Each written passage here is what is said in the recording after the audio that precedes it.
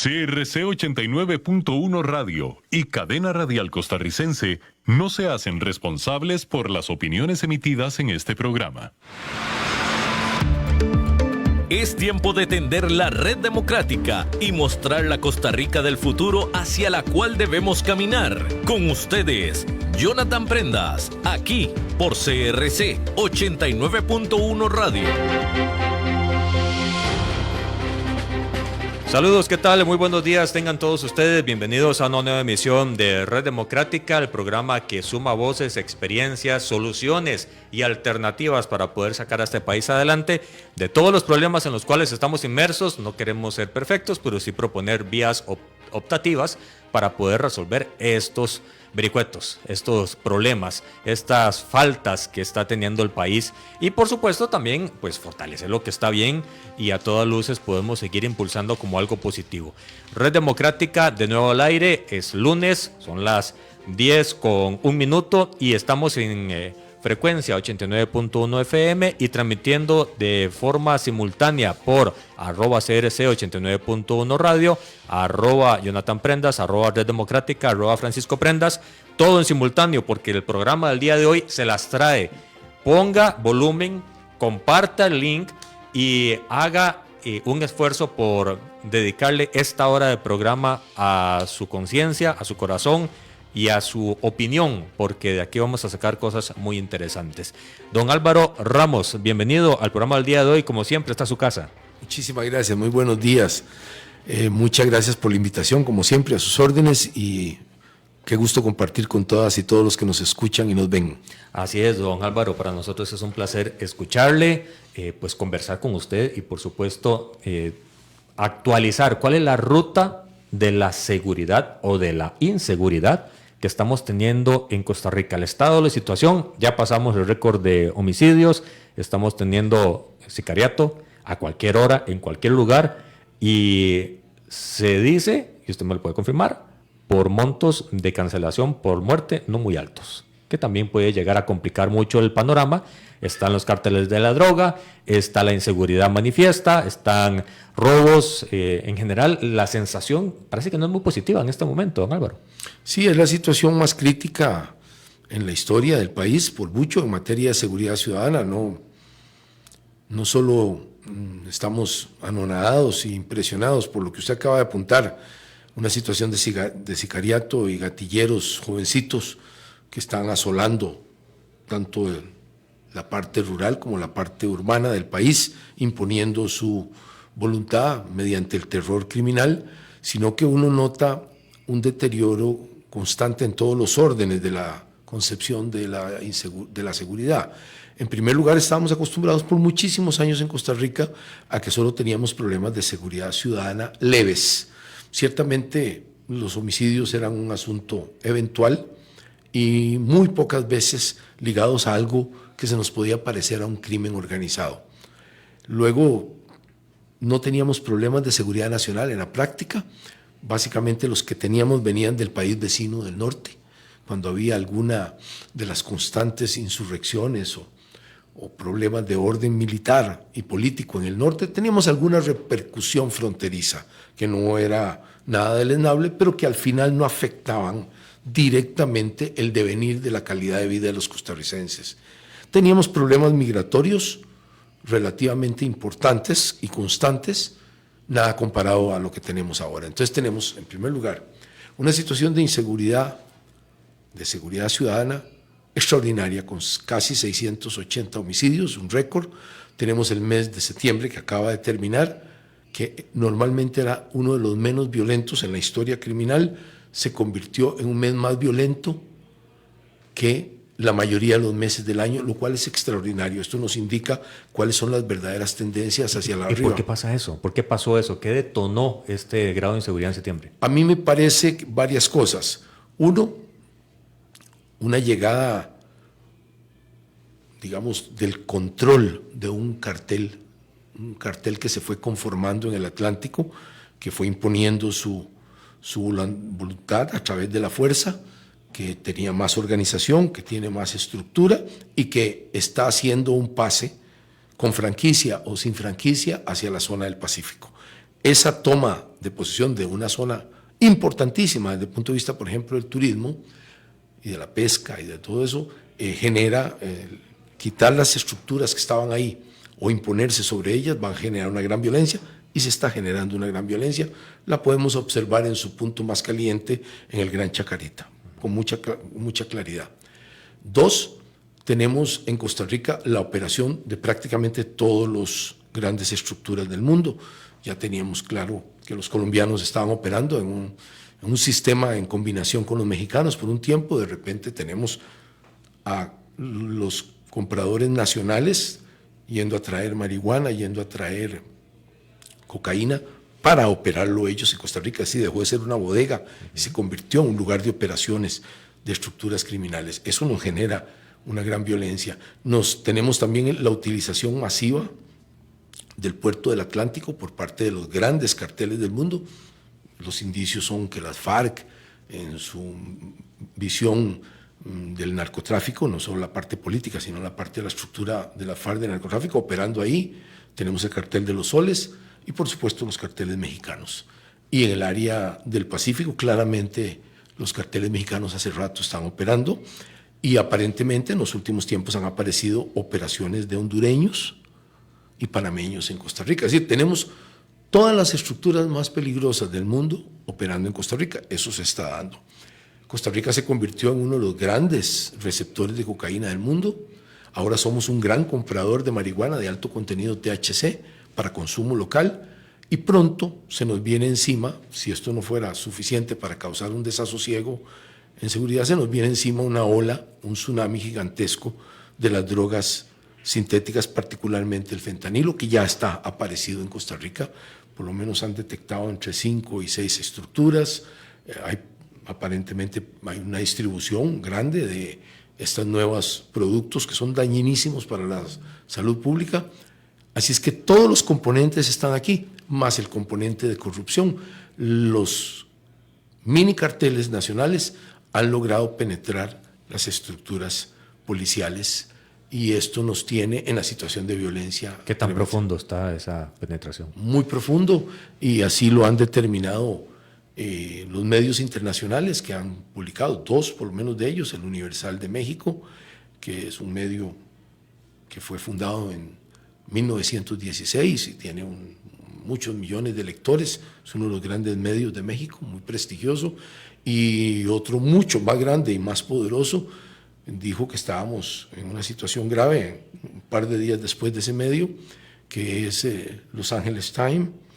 De hecho, en ese medio es donde se referencia a una fuente de Estados Unidos que dice que Costa Rica es el lugar preferido. Sí, tenemos y además, estos son los medios grandes del mundo que están llamándonos la atención, y además una fuente oficial, el director de ILS de la Embajada de Estados Unidos, especializado en todo el proceso de instrucción, lucha contra las drogas, etcétera, financiamiento para apoyar a los países aliados de Estados Unidos, dice que Costa Rica es el país preferido de los narcotraficantes, cosa que es evidentemente cierto para todos los que estamos en este tema. Vemos entonces que tenemos advertencias internacionales de una penetración y un uso del territorio. Eso genera una violencia. La violencia extrema no solo viene de los carteles internacionales, es el control directo de los mercados locales, casa por casa, barrio por barrio, alameda por alameda, comunidad por comunidad. Controlar eso es lo que realmente genera una mayoría de lo que nosotros llamamos eufemísticamente ajustes de cuentas. ¿Eso todavía está en un proceso de reacomodo de los cárteles y las organizaciones locales, o ya hay un peligro evidente para la sociedad que no está inmersa en todo ese negocio de la droga? Un peligro absoluto para la sociedad que no está inmersa. Acabamos de ver, entre muchos casos que podemos determinar de este año, dicen las autoridades, eso lo comprobarán después de tener todos los indicios y todos los relacionados grave y concordante que hay en ese caso, de 4 muertos, 1, el chofer del taxi informal, era una persona inocente, no sabía ni mucho menos de qué se trataba el asunto. Eso obviamente habrá un proceso muy serio de eso, para determinar eso. Pero tenemos uno reciente, es tan reciente como hace nada. Constantemente Y no solo se debe medir por los homicidios, don Jonathan, tenemos que medir los heridos graves. Sí. Tenemos una cantidad de heridos graves que llenan los hospitales y llenarán de por vida a una vida joven normalmente destruida, con discapacidad provocada por el crimen. Tenemos hospitales que tienen que servir a esas personas y sistemas de rehabilitación. Todo esto y el terror, ¿a dónde podemos valorar el miedo con que vive toda la sociedad costarricense, aterrorizada de salir en la noche, aterrorizada de que un muchacho no conteste un WhatsApp para saber dónde está? ¿Cuánto vale ese terror para toda la sociedad? Es algo inconmensurable lo que todas y cada una de las familias costarricenses sabe a ciencia cierta está sufriendo en este momento. Don Álvaro, hace unos días hubo un ajusticiamiento en Paraíso de Cartago y uno de los casquillos que se encontró decía el nombre de la persona fallecida, el alias. ¿Eso qué señala? ¿Qué grado de ensañamiento, qué grado de ajuste de cuentas o qué nos tiene que llamar a conciencia el que ya estén poniendo los nombres de las personas a las cuales va la bala específica?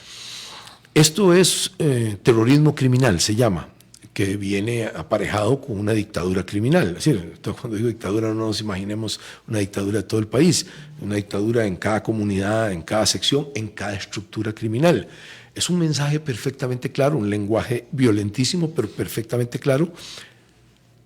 Entiendo que fueron más de 100 disparos, con disparos muy precisos de ametralladora, de AK-47 y otra ametralladora, una subametralladora, que le cercenaron parte de la cabeza con los balazos, una cosa extraordinariamente horrorosa, y eso significa que están mandando un mensaje a todos los asociados a la persona que están ejecutando de esa manera, porque con 2 tiros de AK-47 está sobrado para eliminar el blanco, pero esa cantidad, más de 100 entiendo, es un mensaje de lo que le puede pasar a cualquiera que desobedezca a esta organización, a cualquiera, y a las organizaciones enemigas, y a la propia organización. Va un mensaje a sus propios miembros, que nadie puede ser desleal porque le puede pasar eso. El mensaje violento, eso viene originalmente, esos mensajes tan violentos se iniciaron con los excaibiles en Guatemala, es una historia vieja, exmilitares que aplicaban un terrorismo horrible, armado, y luego estos excaibiles se lo enseñaron a los grupos colombianos. No, mexicanos.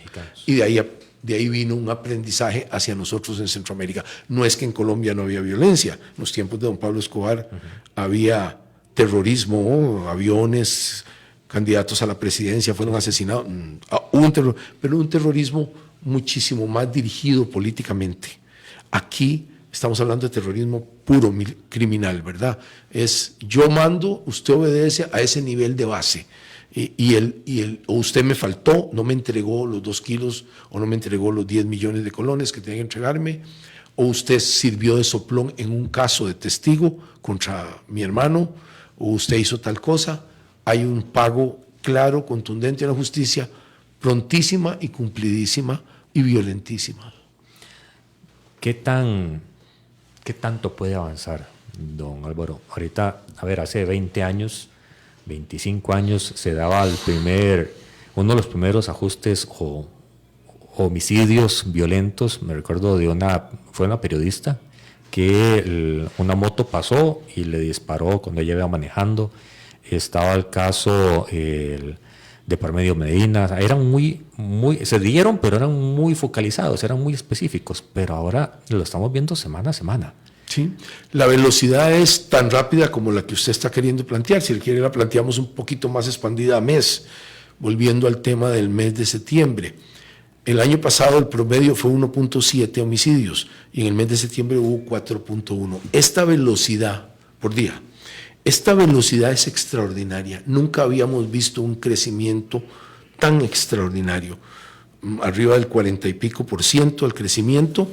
Y tenemos que valorar aparejado con algo que no tiene una explicación lógica. Si está subiendo tanto la actividad criminal y el dominio de los criminales de zonas enteras, ¿por qué es que tenemos tan bajo el nivel de captura de cocaína? Si tenemos 44 toneladas en el 2021, tenemos 20 y pico toneladas, 20 y algo, en el 2022, y hoy estamos en 12, 13.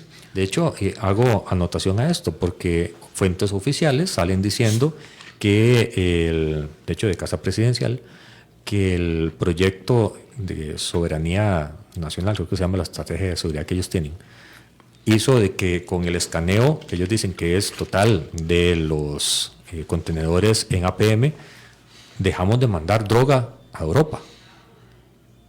Y me parece, a ver, ojalá que sea así, pero me parece difícil de creer que de un momento a otro, por arte de magia, dejamos de mandar de ninguna forma droga a Europa o de alguna otra forma. Y que la estrategia que están realizando está dando resultado.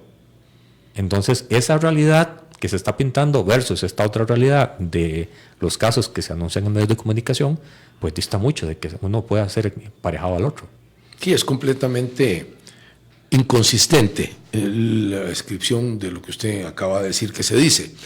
De acuerdo al informe mundial de drogas del 23, estamos hablando reciente, las Naciones Unidas establece que hubo un aumento de 35% en la producción de cocaína.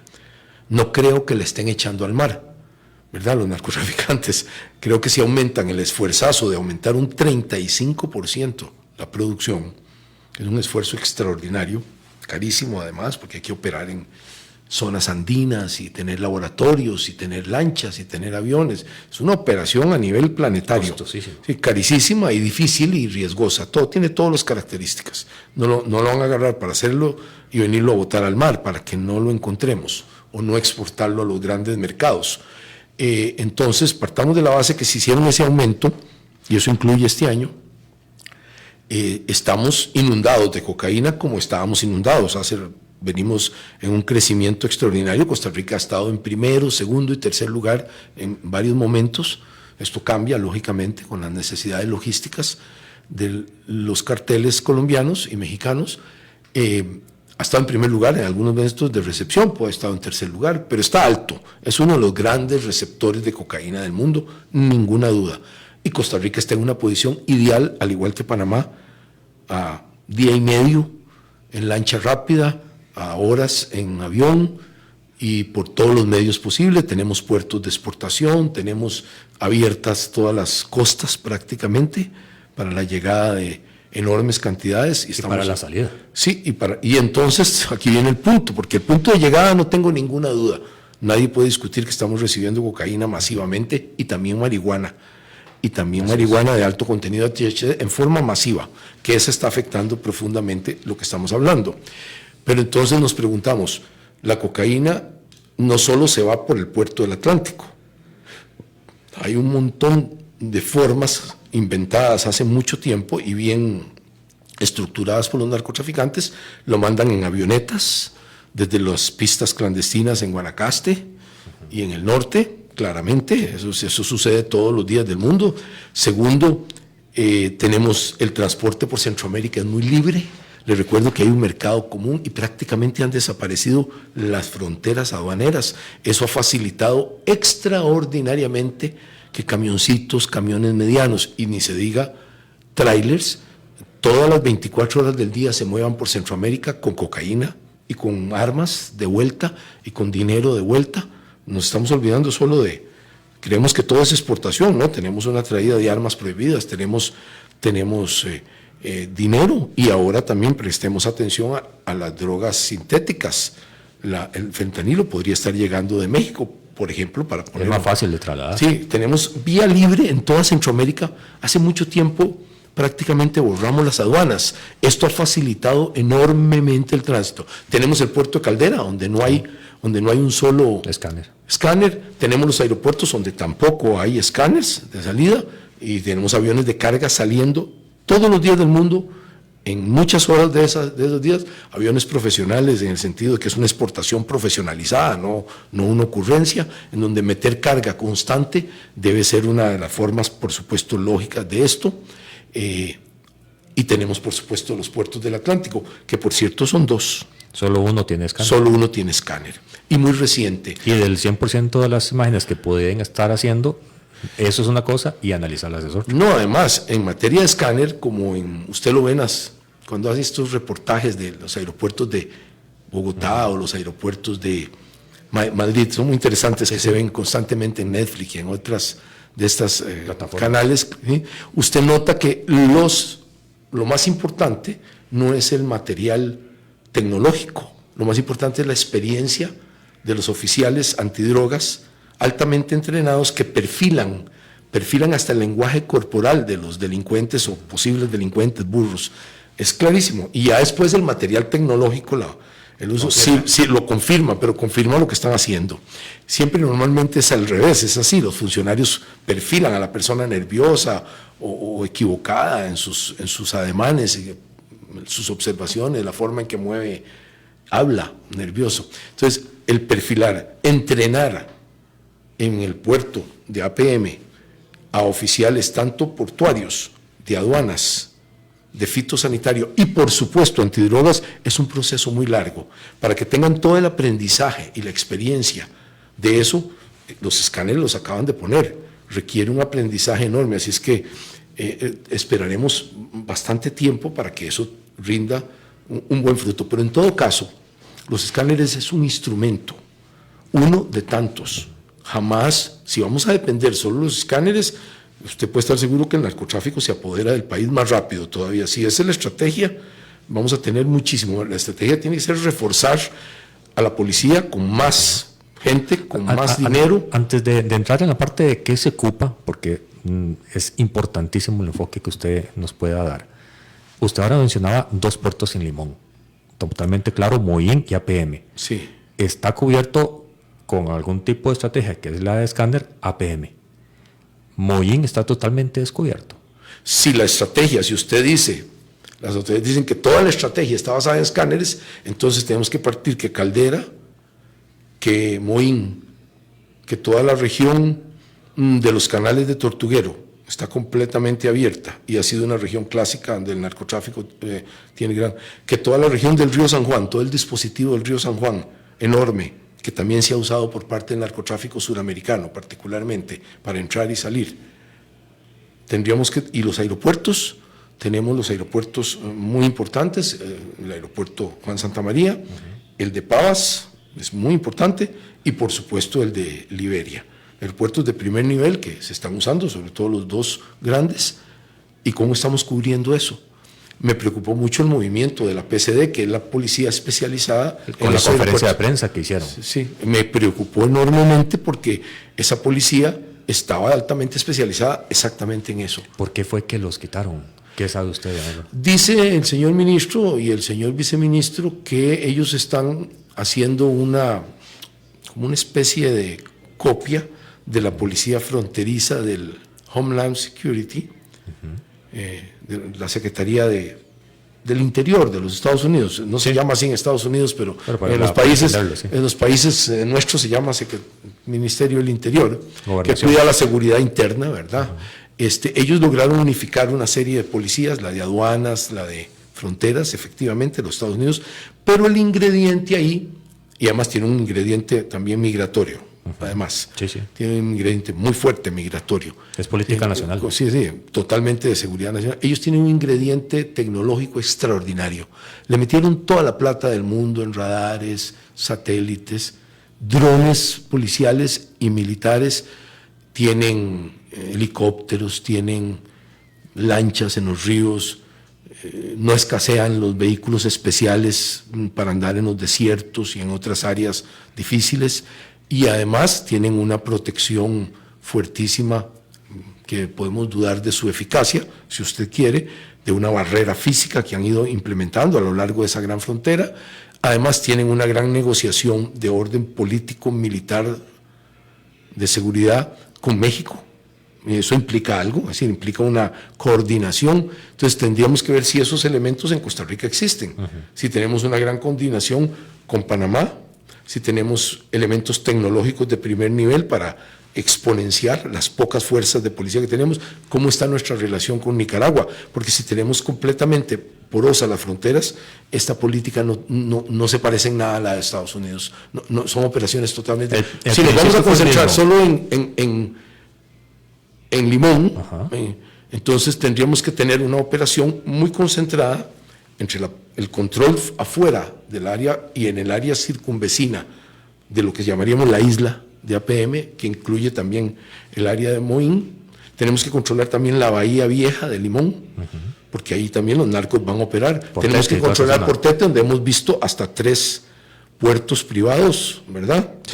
Sí, ¿cómo controlamos eso? Ahí estaríamos perdidos completamente, y tendríamos que tener una gran coordinación con OIJ, con Ministerio Público y los jueces de Limón. Sin ese nivel de coordinación no funciona. Además, nuestras relaciones directas serían con los Estados Unidos, con los servicios de inteligencia y de policía especializada, y sobre todo con Europa. En el caso específico de APM, le daría mucha prioridad a la relación de inteligencia con la Unión Europea. Mucha es prioritaria. Ahora también usted mencionaba que estamos a las puertas, que ya se han detectado estructuras que están trayendo fentanilo. Eso a la hora de transitarlo por las fronteras es diferente en la detección. ¿Estamos preparados como país y como estructura policial para poder encontrar, detectar y decomisar estos tipos de cargamentos de fentanilo y drogas sintéticas? El fentanilo y la droga sintética, para hablar en términos bíblicos, el quinto jinete del apocalipsis que estamos esperando en este momento. Ya teníamos los 4, ¿verdad? Ya andábamos en problema con los 4 jinetes del apocalipsis. Es el quinto. Es un jinete extraordinario, porque tiene todas las características. 1, cambió el paradigma completo del narcotráfico. Es un tipo de narcotráfico diferente. No requiere de grandes plantaciones, no requiere de grandes laboratorios, no requiere de bodegas. Es muy sencillo, muy barato de producir, y prácticamente en cualquier mediana habitación se puede producir. Se distribuye pastilla a pastilla, no hay que tener grandes cantidades acumuladas, nunca se capturan grandes cantidades, para que estemos claros en el punto, y genera extraordinarias ganancias. El último dato que yo vi, pero está sujeto a revisión, con $32,000 se produce 1 millón de pastillas, que genera en Estados Unidos entre 18 y 20 millones de dólares. Esta es la proporción. En Costa Rica el mercado podría ser diferente. Ya tenemos, según dicen las autoridades, 5 estructuras dedicadas a estas drogas. Ya existen, van a multiplicarse por todo lado, y aquí viene el punto. ¿Por qué digo que es un jinete del apocalipsis? 1, porque desde el punto de vista de la salud pública, lo vemos en Estados Unidos, es constante, las noticias, y son verdaderas. Tiene un efecto extraordinario sobre la gente, la destruye, su vida familiar, su vida, sus seres queridos son increíblemente, afectados, y él mismo. Luego la salud pública y la salud de la persona se ve destruida con cualquier nivel de adicción, se vuelven como autómatas, como zombies. Y por último, la salud pública de todos los países se ve profundamente afectada, porque los efectos son en 2 órdenes. 1, si usted se excede un poquito de miligramos, de 2 miligramos a 3, es muerte. Entonces el nivel de muertes es extraordinario, la subida que hay a la fecha, la tenemos. Y 2, lanza una gran cantidad de personas de mediana edad hacia los hospitales, que llenan plazas de personas, adultos mayores y eso, sobre todo de problemas respiratorios, etcétera. Esto se nos viene encima y tiene 2 factores. El que acabamos de decir, una destrucción moral y de salud pública de la sociedad y de las personas. Esto es extraordinariamente importante de entender. Y por último, la sustitución de una droga por otra. Es decir, si en este momento hay estructuras criminales que están matando para controlar la marihuana, imagínense lo que va a pasar cuando vengan otras estructuras a sustituirlas, si no son ellas mismas. Esto es un problema mayor a nivel de base, y vamos a tener una violencia extraordinaria que va a aumentar probablemente el año entrante. Es un tema de cuando empecemos a detectar ya masivamente en las comunidades. Y 2, lo que más me aterroriza, y en vista de algunas publicaciones que han salido de la semana pasada, es que los 2 carteles que en el mundo quieren terminar controlando por lo menos los mercados principales, que son el cartel de Sinaloa y el cartel Jalisco Nueva Generación, son los que están controlando ese gran negocio a nivel, son los más importantes, y exactamente son los que se mencionan en publicaciones. Entonces mi terror es si esos carteles ya ven el mercado de Costa Rica como un mercado que ellos quieren controlar. Es que Costa Rica siempre ha sido, don Álvaro, una frontera muy apetecible en democracia, en ambiente, en derechos humanos, en seguridad.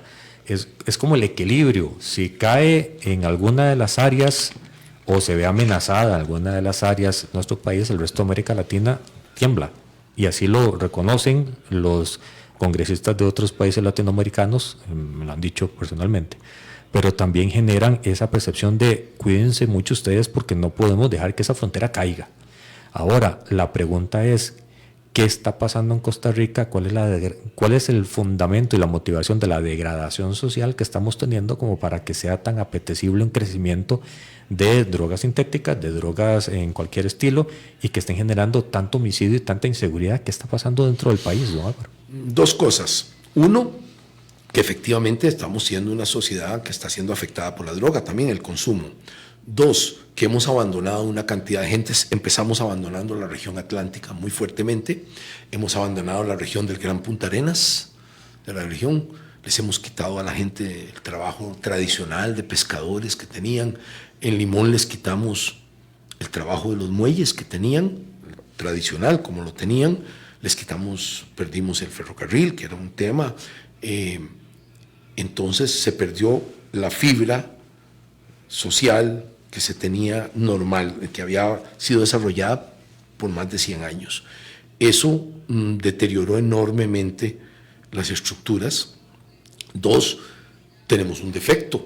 Somos un país exportador, diseñamos un país exportador, más de 4,000 y pico productos de exportación.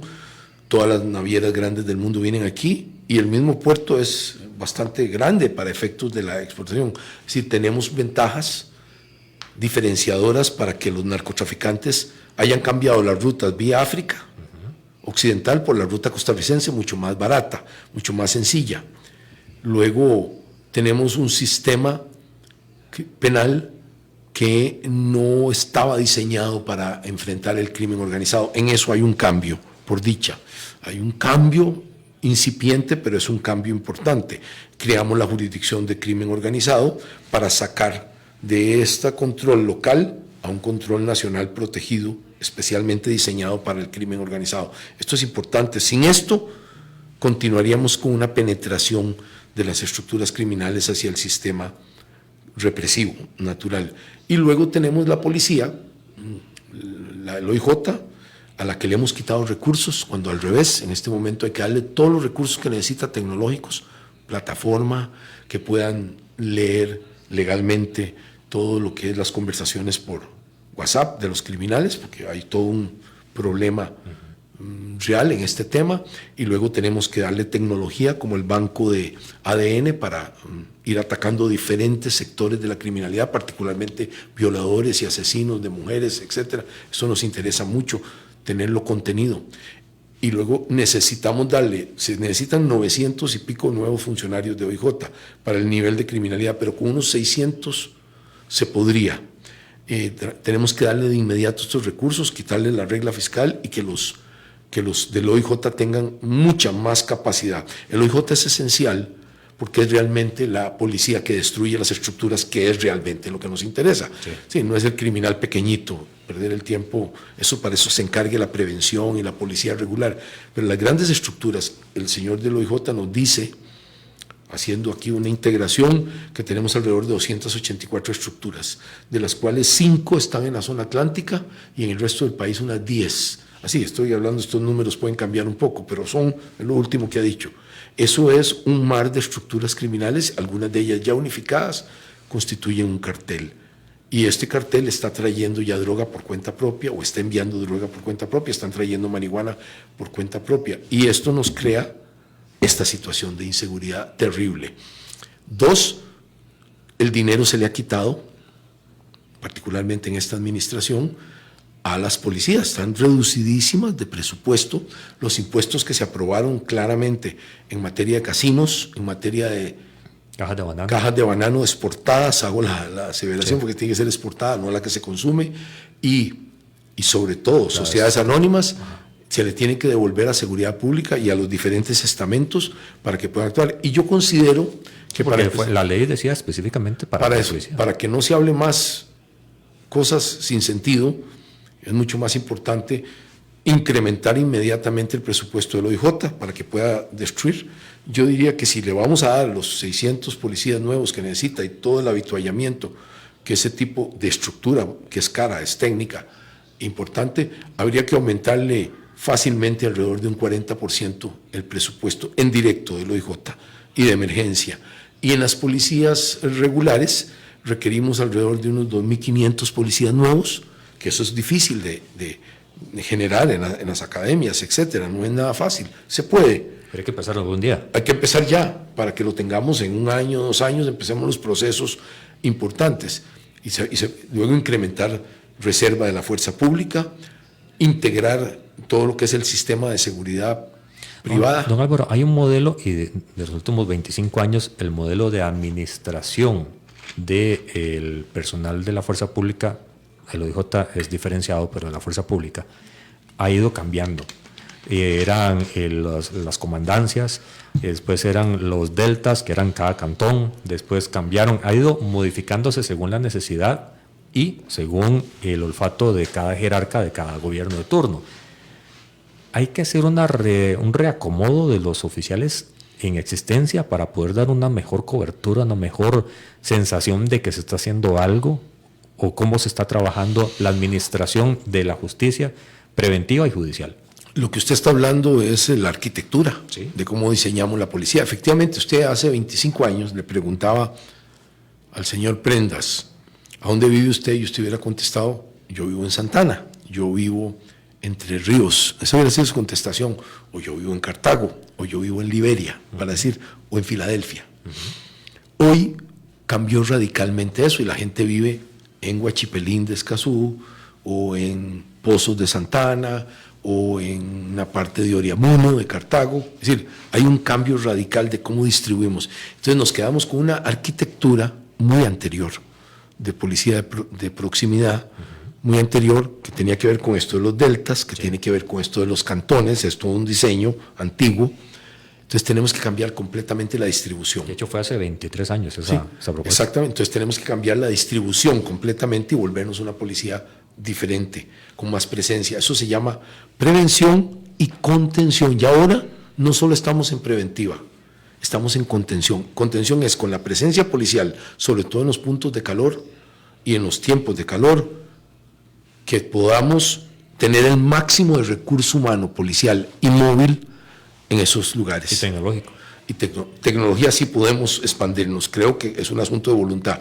Es difícil el punto humano, porque la producción de cada generación de grupo de policías siempre es complicado. Se puede, claro. Tenemos una buena academia, por dicha, para hacer eso. 2, tenemos que restaurar o renovar el parque móvil entero, motos, carros, policías, patrullas, etcétera. Entra dentro de la posibilidad del concepto de regla fiscal el que haya una donación, qué sé yo, 1,000 motocicletas, y que se capaciten a 1,000 oficiales que no están en este momento en la parte motorizada para poner más gente en motocicleta a custodiar las calles del país. En mi criterio sí, claro. Y yo diría que usted agregue ahí drones. Es muy seguro, muy importante. Drones policiales, ¿verdad? No drones militares ni nada por el estilo, nada de las películas, sino el dron verdadero, el de simple uso que usted puede poner a cuidar zonas enteras muy conflictivas y usted controlarlas desde arriba, en silencio. Esto es mucho más efectivo que una moto en el fondo, si usted quiere controlar zonas. Y el riesgo baja mucho y el costo es increíblemente más bajo. Entonces, mucho dron, pero para todo esto, para usted coordinar e integrar todo esto, requiere un C4, por lo menos ya. Un C4, para que nos entiendan los oyentes, es un centro de monitoreo y de interconexión tecnológica avanzado con cámaras de seguridad, con un sistema 911 moderno y que comunica hasta el último policía con los celulares, hasta el último donde está, donde lo localiza, y mandarlo inmediatamente a una zona de emergencia. Exacto, porque eso evita el que ande patrullando, sino que se hace una alerta al teléfono del oficial, ni siquiera es por radiocomunicación para que no sea interconectado o truncada la comunicación, y llega el tema. El otro elemento Estamos de acuerdo en esto para contención, para que se sienta una contención. Entonces aumentamos por lo menos unos 2.500 policías de inmediato. Se necesitan en realidad alrededor de 18.500 de acuerdo a un número que hay. Una métrica, sí. Una métrica que existe, pero a eso no vamos a llegar, pero unos 2.500 más sí, deberíamos hacerlo, y dándole estos elementos tecnológicos expandiríamos mucho la capacidad de prevención y de contención. El siguiente elemento tiene que ver con la contención, y tenemos mucha queja de que se liberan a muchos criminales, y esto es cierto. Eso le decía, porque hace unos días salió el pronunciamiento de que van a empezar a liberar gente con menos de 4 años de pena.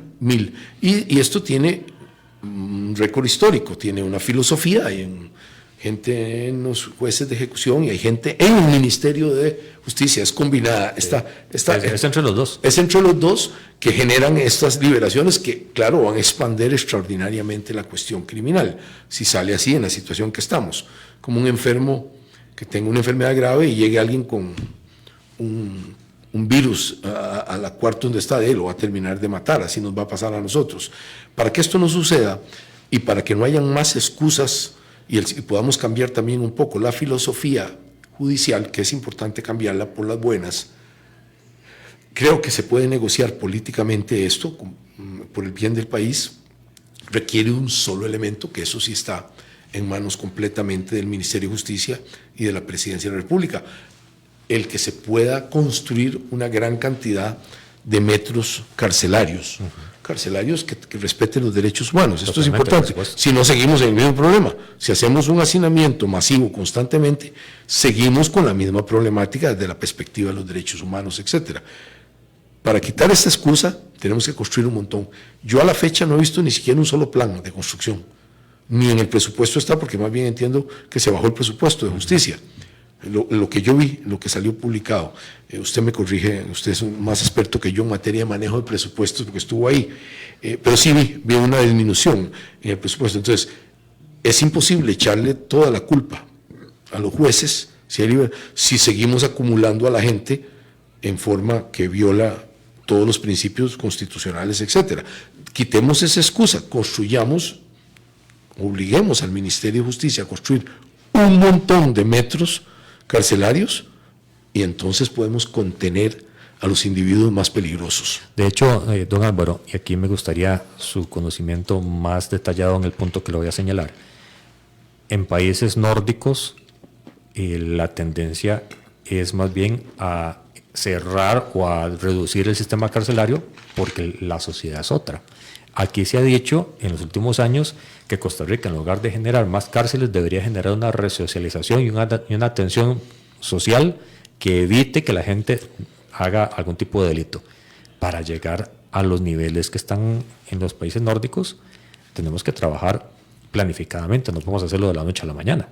A ver, tenemos que hacer un análisis entonces.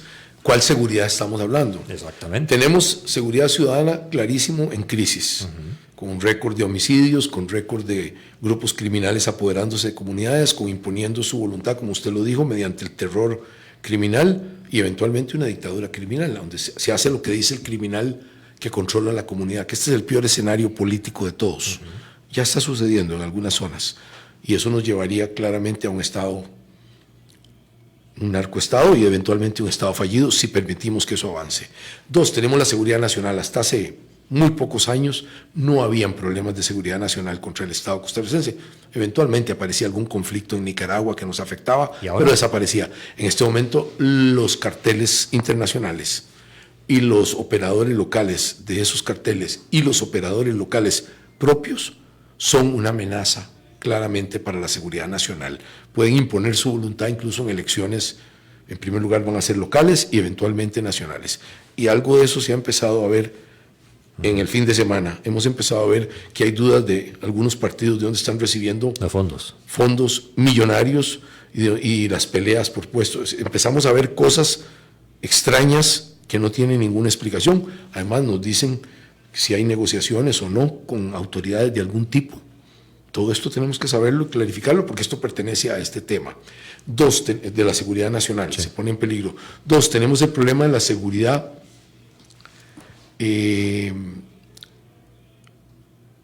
financiera y cibernética que ha crecido extraordinariamente. Los hackeos, los robos, es un tema que no se ha tocado bien y es el crimen que crece a mayor velocidad. Todos tenemos algún familiar al que le han robado algo. Tenemos el problema de la seguridad alimentaria, es parte de la seguridad nacional y se está destruyendo, por ejemplo, en el caso del arroz. Durante este gobierno se ha destruido a los arroceros completamente, los productores de arroz. Eso es un debilitamiento extraordinario en la seguridad de un país, quedarse sin su alimentación básica. Estamos hablando de arroz, no de caviar, no de lomito. Estamos hablando de arroz, lo más básico que hay, arroz y frijoles. No hay nada más básico que eso. Y está siendo destruido masivamente este año. Eso nos pone en una situación de debilidad. Notamos un debilitamiento clarísimo que viene desde arriba. No es un debilitamiento que viene desde abajo. Viene desde el presidente de la República, por ejemplo, del gobierno como un todo, el Consejo de Gobierno, debilitando a la Caja Costarricense del Seguro Social. Si se debilita la Caja, no hay manera que tengamos seguridad ciudadana. Cuando todo el sistema de salud se quiebre, cuando el sistema de pensiones peligre, estaremos en una situación de inseguridad extraordinaria. En todos los países ha sucedido esto. Que yo no he entendido, don Álvaro, y se lo digo, usted también ha estado dentro de función pública y muy cercano a ella. Uno cuando detecta un problema no lo anuncia con megáfono de que no solo tenemos ese problema, sino que no hay forma de resolverlo y que es un caos. El discurso de que la Caja ha estado quebrada, por cierto, es sin sentido, sin lógica y es absurdo. Primero, porque no es cierto, y segundo, porque es el mismo efecto que salga un mandatario diciendo tenemos una crisis financiera. La corrida en los bancos es impresionante y la quiebra financiera del país es un hecho. Cuando eso se hace, ese es el resultado. Cuando se dice que la Caja está en quiebra, lo que se está provocando es una aceleración de un problema. Eso habría que resolverlo y no echarle leña al fuego. Sí, bueno, demuestra un desconocimiento absoluto de la Caja. No tiene el menor conocimiento. Los que expresan eso son unos ignorantes completos de toda la estructura de la Caja. 2, es un discurso populista, sin ninguna base. 3, ha sido desmentido perfectamente claro. Y creo que nos está enseñando la posibilidad de que haya más bien un negocio oculto. Y eso es lo que hay que investigar, a ver quién está tan interesado en quedarse con los servicios de salud que el pueblo costarricense, los empresarios costarricenses, en conjunto, los trabajadores, han durado décadas en construir, entregárselo a algún vivoncho que quiera hacerse un negocio. No sé si es parecido al asunto de la ruta del arroz, pero yo estoy más que disponible para ayudar a los grupos que están tratando de salvar a la Caja y que no se entregue. Estamos de acuerdo en que tiene que haber una actividad comercial y todo en el tema, ninguno, cero. Pero de ahí a entregarlo a vivonchos, eso no. Pero el tema no es ese que nos ocupa, usted tiene razón. El tema es que si eso se quiebra, porque lo están quebrando a fuerza, tenemos una situación de seguridad nacional extraordinaria y de seguridad ciudadana. Si se pierde la net social, se quiebra la seguridad completa. Si usted no tiene seguridad personal, si no tiene seguridad y salud, si no tiene educación que está hecha desastrosa, usted tiene un país realmente en caos. Y eso es exactamente lo que hacen los populistas. El típico presidente populista genera caos para que él mismo tenga la solución. Yo te doy el problema, te lo creo y yo mismo te doy la solución. Pero en Costa Rica tenemos la suerte que la institucionalidad defiende eso. Tenemos bastante suerte que los tribunales han estado defendiendo eso y lo van a defender más fuerte. Don Álvaro, y esos 3 pilares que usted señala muy oportunamente, el efecto, el desgaste social, lo podemos estar empezando a ver en los primeros estornudos del resfriado en este momento. Pero el resfriado como tal es en 10 años. Tenemos uno que usted ve, aparte de los homicidios y la violencia extrema que está sufriendo el pueblo de Costa Rica, en varios lugares, ahora ya en todo el país en la práctica, pero en varios lugares muy acuciosamente, tenemos uno muy interesante que tiene que ver con la criminalidad, que es el tipo de cambio. Sí. El lavado de dinero es tan masivo, y es lógico por la cantidad enorme de droga que está en el país lavándose, los resultados de ese tráfico internacional y nacional, los dos, y además tenemos una criminalidad gigantesca en materia migratoria. Esa cantidad de migrantes que pasan todos los días dejan plata al crimen organizado. Eso no es de gratis. Es un movimiento, no solo en Costa Rica, eso en Panamá, en Colombia, en Nicaragua Y de aquí hasta los Estados Unidos, hasta que llegan a la frontera de Estados Unidos, es exactamente lo mismo. No estoy diciendo que es exclusivo de Costa Rica, ni mucho menos. Y tampoco Costa Rica lo inventó, no es eso, jamás. Sí, pero hay gente sacando plata. Entonces hay una cantidad de plata gigantesca entrando oscura a la economía, que está generando un tipo de cambio, que hay una masa de dólares. El Banco Central no sabe dónde sale la plata. Sí, dicen que no saben de dónde sale. Obviamente estamos viendo la violencia en la calle para saber de dónde probablemente podemos empezar a averiguar. Ahora, Álvaro, y si ellos están buscando en la formalidad de la economía, pues nunca la van a encontrar. No tenemos, tenemos claramente el dólar bajo artificialmente, porque que yo sepa no hemos descubierto ninguna mina de litio, ¿verdad? Que yo sepa ninguno. Tenemos recursos, pero no se han querido. No se han usado, pero sí, que yo sepa ninguno. 2, tenemos el gota a gota expandiéndose enormemente, causando un gran daño a la sociedad. Tenemos la banca de lotería clandestina, masiva, en todo lado que uno va, ve eso por todo lado. Sí, tenemos claramente los indicios de una sociedad en la que los narcotraficantes están creando una narcoeconomía. Eso significa, cuando se llegue al punto de narcoeconomía y tengamos aparejado que hay autoridades metidas con los narcotraficantes, eso es exactamente la definición inicial de un narcoestado. Estamos a las puertas. Estamos en los prolegómenos, sí, claro que sí. Don Álvaro, en 5 minutos, 4 minutos, que es lo que nos queda, usted en un momento dijo qué se tiene que hacer, y yo le interrumpí para hablar otros temas. ¿Qué se tiene que hacer para sacar el país adelante en términos de seguridad? 1, estamos en una guerra terrorífica que nos la están ganando los criminales. Cuando usted no está en una guerra, un país entra en una guerra como esta, muy violenta y muy destructiva, el gobierno de la República lo que tiene que hacer es unificar al país. Unificar primero a los partidos, unificar a los poderes, hacer una causa común, dejarse de esa peleadera que tiene, que no lo lleva a ningún lado. El presidente tiene que moderarse completamente su lenguaje, insultante, bajar todo el tono. Dirían en el barrio, bajarle un par de rayetas. Bajar el diapasón, me decían a mí. Sí. Y humildemente pedirle ayuda a los partidos políticos, pedir la ayuda de los estamentos políticos, pedir la ayuda de los otros 2 poderes, son importantísimos en este campo. Cooperación internacional. Y entonces cuando el país esté unificado, usted verá la cooperación internacional masivamente viniendo. Como lo que acaban de hacer en Ecuador, el convenio que acaban de firmar. Usted verá el país donde vienen los Estados Unidos, viene España, viene la Unión Europea, nos apoyarían países, Canadá, usted puede contar con eso. Podemos pedir esa ayuda si nos ven unidos. Si nos ven desunidos, nos van a ayudar por conveniencia de ellos, no por conveniencia de nosotros. Hace un par de días salió el ministro de Seguridad, a quien se le reconoce que tiene buena intención y tiene la experiencia para estar en el puesto, explicando por qué es tan mal, pero se decían en algunos círculos, explicando al ministro de Hacienda que nadie entiende lo que está haciendo el ministro de Hacienda con el país.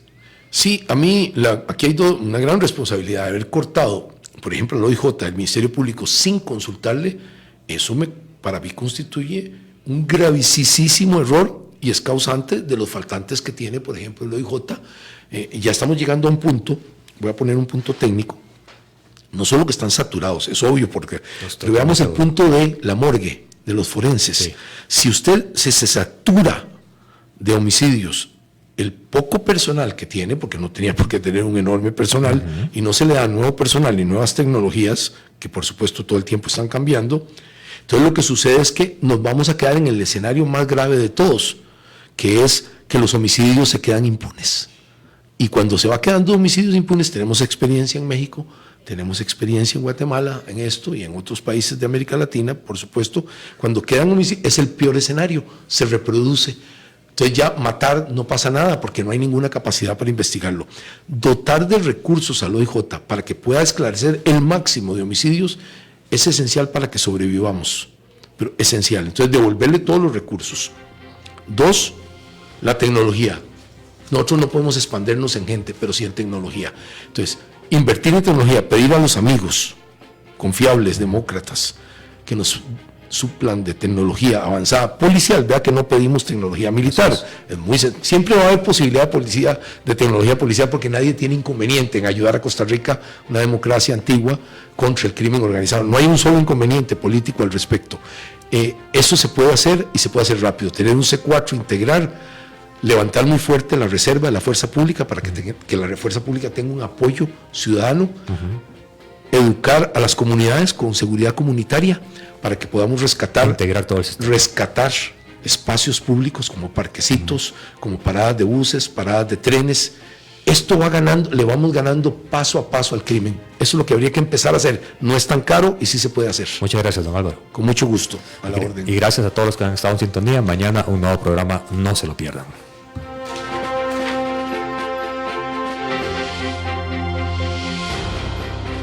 Esto ha sido todo por hoy en Red